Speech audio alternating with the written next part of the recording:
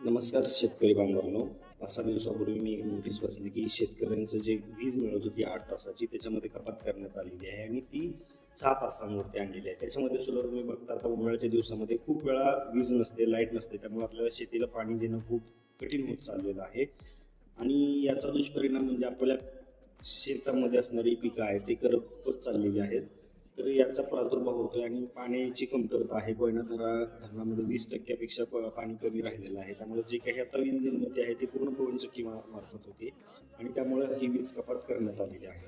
म्हणजे दुसरीकडे तुम्ही दुसरी गोष्ट बघताय की पेट्रोल, डिझेल दर वाढलेला आहे. त्यामुळे शेतीची मशागत आहे, ते मशागत करणाऱ्या ट्रॅक्टर जे येतात आपले त्यांचे दर वाढलेले आहेत आणि त्याच्यामुळं शेतीमध्ये इन्व्हेस्टमेंट कॉस्ट वाढत चाललेली आहे. शेती हा एक व्यवसाय आहे, याच्याकडे व्यावसायिक दृष्टिकोनातून बघणं गरजेचं आहे. इन्व्हेस्टमेंट कॉस्ट ज्यावेळेस वाढते त्यावेळेस आपल्याला शेतीमधला जो काही प्रोडक्ट आहे त्या प्रोडक्टचा आपल्याला कॉस्ट सुद्धा वाढवावी लागेल. पण हे आपल्या हातात नाहीये. हे ठरवणारा दुसराच कोणतरी आहे, तिसराच कोणतरी आहे. कंपनी आणि शेतकऱ्यांच्या मध्ये जो दलाल बसलेला आहे, म्हणजे ज्याला आपण व्यापारी म्हणतो, ते सुद्धा याला खूप जबाबदार आहेत, की शेतकऱ्याला किमान त्याचा खर्च निघून थोडेफार तरी त्याच्याकडे पैसे राहिले पाहिजेत. कारण शेतकऱ्याचं सुद्धा कुटुंब आहे, तो कष्ट करतोय, राबतोय. बरं, त्याच्या कष्टाची कोणतीही किंमत मिळत नाहीये. त्याला फक्त त्या पिकाची किंमत मिळतीये. त्याची कष्टाची जर आपण किंमत काढली, आताचा जर रोजंदारीचा जर भाव काढला तर ₹250 ₹300 जो दिवसाला आपण देतो, त्यानुसार जर तुम्ही हिशोब जर कॅल्क्युलेट केला, तर त्यानुसार तेवढे तरी पैसे त्याच्या पदरात पडले पाहिजेत, जेणेकरून तो त्याच्या मुलांना व्यवस्थित शिक्षण देऊ शकेल.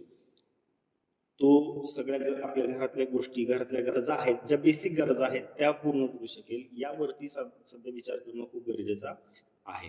दुसरीकडे तुम्ही बघताय, की ह्या सगळ्या गोष्टींचा परिणाम फक्त शेतकऱ्यांवरती होतोय आणि सुपर अल निनो आहे. म्हणजे मान्सून जो येणार होता, मी पाठीमागे व्हिडिओ पाठवला होता, की मान्सून अंदमान निकोबारमध्ये आलाय, तो लवकरच केरळमध्ये दाखल होईल. पण अजूनही तो झालेला नाही. त्यामुळं मान्सून उशिरा लागेल आणि 2 दिवसापूर्वी महाराष्ट्र गव्हर्नमेंटनं एक नोटीस काढलेली आहे, की पेरणीची घाई-गडबड शेतकऱ्यांनी करू नये. कारण मान्सून हा उशिरा येण्याचं चिन्ह दिसत आहेत आणि यंदाचा पाऊसकाळ हा गतवर्षीपेक्षा कमीच असणार आहे. त्यामुळे शेतकऱ्यांनी त्याचा विचार करणं गरजेचं आहे आणि त्या पद्धतीनं आपल्या शेतीमध्ये नियोजन करणं गरजेचं आहे आणि शेतीमधला इन्व्हेस्टमेंट कॉस्ट कमी करा आणि तुमचा प्रोडक्ट वाढवा. तरच तुम्हाला शेतीमध्ये, शेती व्यवसायामध्ये फायदा मिळेल. आणि जर तुम्हाला तुमचं काही मत वाटत असेल, तर ते मत कमेंटमध्ये नक्की कळवा. आपण त्याच्यावरती सुद्धा बोलूयात. धन्यवाद. नमस्कार शेतकरी बांधवांनो. 5-6 दिवसापूर्वी मी एक नोटीस वाचली की शेतकऱ्यांचं जे